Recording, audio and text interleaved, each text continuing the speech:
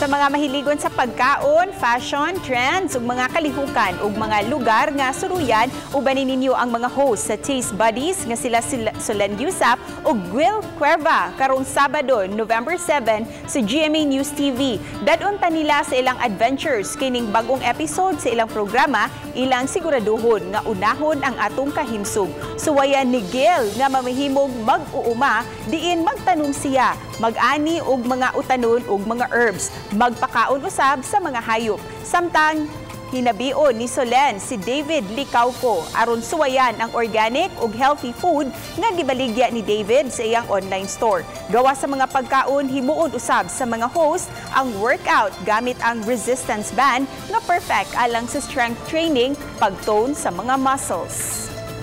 Ways to do so while staying safe, staying sanitized, and following protocols. So you'll catch more of that sa mga susunod na episodes namin on Taste Buddies.